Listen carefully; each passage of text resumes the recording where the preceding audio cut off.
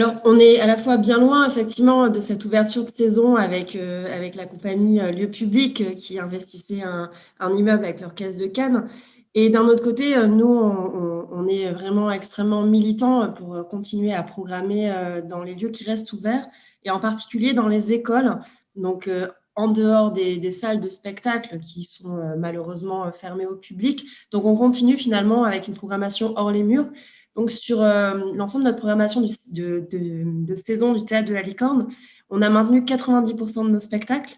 Donc, on a annulé que 10% de nos spectacles. C'était les gros spectacles qui demandaient du coup des plateaux importants et qui ne pouvaient absolument pas être adaptés. Sinon, la plupart des spectacles sont joués à la fois en crèche, dans les écoles élémentaires, au collège, au lycée. Donc, à Cannes, vous avez des concerts de jazz, par exemple, dans les lycées, qui continuent à se donner au lieu d'être dans des salles de spectacle.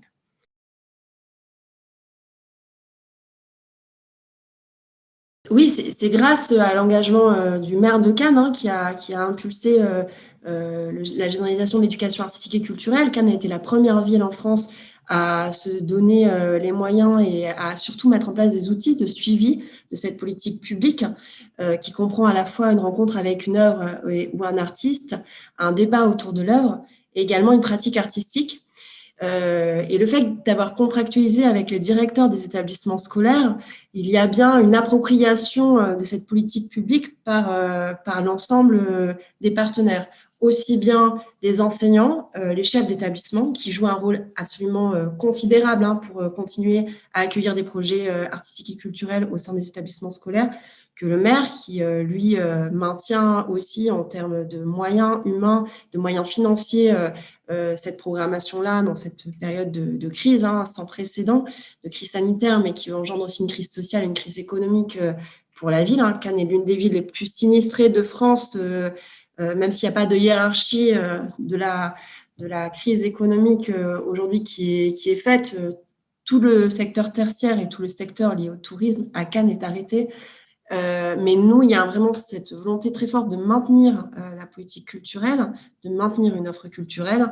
Pour nous, c'est une victoire aussi de voir que bien que la situation est extrêmement tendue, il y a une volonté commune, collective, de la part de la délégation académique, du rectorat et des enseignants et des chefs d'établissement de continuer à accueillir des projets culturels. Donc, en fait, le militantisme est bien à tous les niveaux.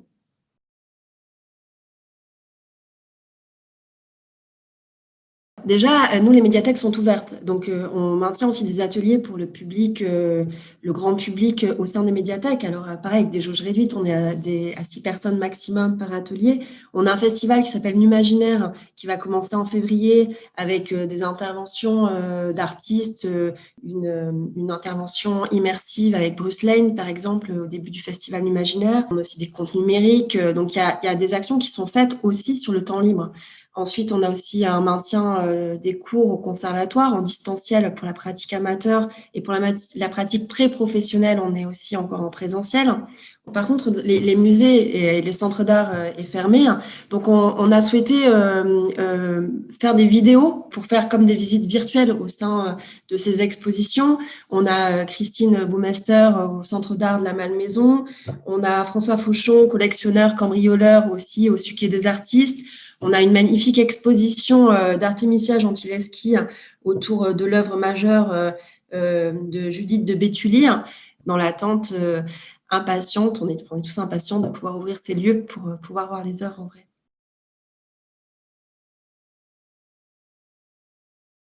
On accueille beaucoup d'artistes en résidence, aussi bien des auteurs et illustrateurs.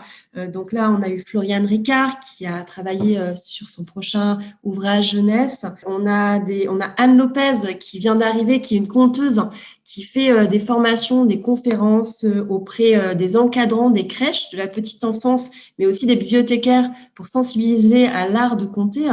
Donc ça, c'est en ce moment, ça se fait maintenant. Et après, elle reviendra en mars pour conter des histoires aux tout petits, aux bébés. On a une résidence d'un chorégraphe qui continue au lycée Jules Ferry avec Balkis Moustachar, donc là aussi qui est très présente et qui travaille autour des vêtements, donc un rapport aussi au paraître qui forcément parle aussi de sa représentation et de l'être. On a eu des artistes, des compagnies comme la compagnie Peanuts, qu'on a soutenu aussi en les accueillant dans le théâtre dans leur dernière création. On a des résidences de dramaturges. On a eu Simone Rizzo aussi en résidence. Je pense que j'en oublie. Mais c'est voilà, pour dire aussi que tous les lieux culturels sont certes fermés au grand public, mais restent ouverts aussi pour accueillir des résidents et pour leur permettre et leur donner les moyens de créer pendant cette période plus calme pour certains en termes d'activité.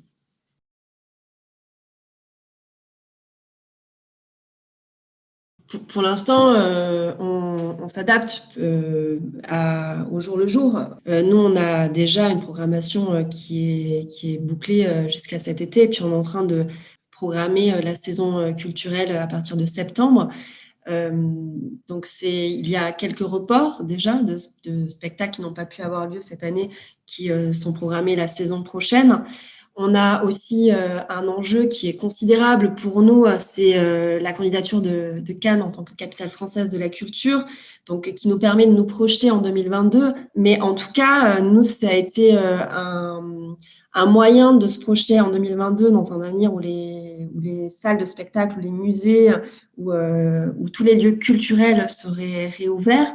Et donc, on envisage effectivement une programmation très ambitieuse dès 2022 pour relancer aussi l'attractivité de la destination Cannes pour les touristes, mais aussi pour les populations locales et miser sur la culture pour redynamiser la vie locale. Toute notre ligne artistique, tout notre fil conducteur pour réfléchir et programmer, c'est finalement l'ouverture au monde. Donc, inviter le monde entier en se disant aussi que les frontières vont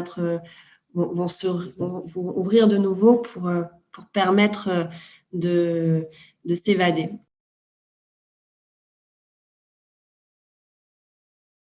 Alors, les solutions envisagées, c'est le report des manifestations. Après, ce qui est important sur le Festival de Cannes ou Cannes Série ou ces événements, c'est qu'on puisse partager ensemble au même moment dans une salle la diffusion d'une œuvre, que ce soit une série ou un film. Euh, donc le format, il est exceptionnel parce que justement, on vit cette expérience collectivement. Et on voit par rapport à Cannes aussi au cinéma l'importance du Festival de Cannes, mais l'importance aussi des sections parallèles. Je pense à la Semaine de la critique ou la quinzaine des réalisateurs ou Acide pour le cinéma indépendant. Ou pour des cinéastes qui défendent leur premier film, ne plus être à Cannes ou ne plus avoir de manifestations qui permettent de diffuser, de montrer ces films-là, qu'il n'y ait plus cette vitrine, va engendrer aussi des répercussions économiques absolument dramatiques pour les productions les plus fragiles. Et donc, on voit bien aussi le fait qu'il est indispensable que l'ensemble de ces manifestations reviennent rapidement et permettent aussi de défendre la diversité culturelle.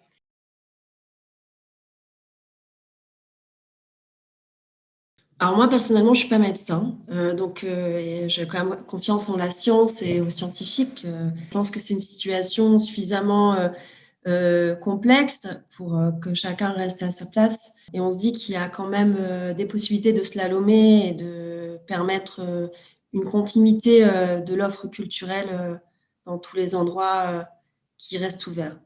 Tout le monde a un rôle à jouer et je pense que déjà la culture n'est pas que le pré carré des acteurs culturels, des directeurs des théâtres ou des directeurs des musées. Hein.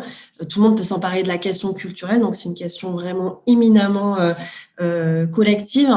Et nous, on voit bien que même si nos lieux culturels sont fermés, il continue à y avoir des actions culturelles de partout, quoi. Et pas forcément que par rapport à notre propre initiative.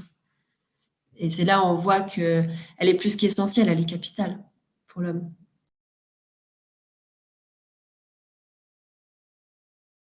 On voit bien la difficulté et la précarité de ce secteur et qu'il est indispensable qu'il y ait bien des moyens qui soient octroyés aussi bien de la part de l'État et des collectivités, qui est toujours un soutien pour permettre de maintenir à la fois la création, mais aussi la diffusion pour faire en sorte que le secteur continue à vivre et continue à prospérer après cette pandémie. Donc, il y a vraiment, à mon sens, en tant que service public, un besoin essentiel de maintenir aussi les aides auprès du secteur culturel.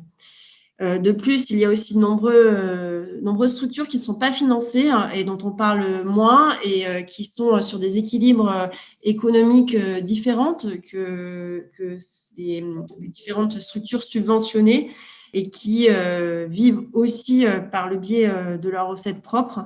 Donc, il y a un regard, à mon avis, et une attention particulière à avoir sur le secteur privé aussi, lié aux industries culturelles et lié aussi au spectacle vivant, au-delà du secteur public qui continue quand même à avoir un maintien de ses subventions.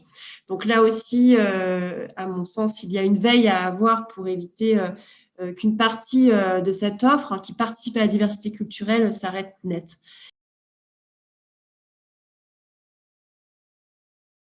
On se dit quand même qu'on a confiance en la vaccination, qu'on va devoir aussi s'adapter à ce virus. Donc, il faut aussi être résilient et continuer à vivre, donc continuer à se projeter. Donc, effectivement, on continue à imaginer une programmation en 2021-2022. Je vous dis qu'en 2022, nous, on imaginait même s'ouvrir au monde. Donc, on est très positif, finalement, par rapport à la situation actuelle. On se dit qu'il est important aussi d'avoir une approche internationale face à cette pandémie, donc de s'intéresser à ce qui se fait ailleurs. Nous, on voit quand même que globalement, on peut faire des choses malgré tout, quoi. On vit au jour le jour, finalement. Et on ne peut pas anticiper. Enfin, moi, en tout cas, je suis dans la capacité de me dire en septembre, les choses, tout sera ouvert et quoi qu'il se passe, on ouvrira.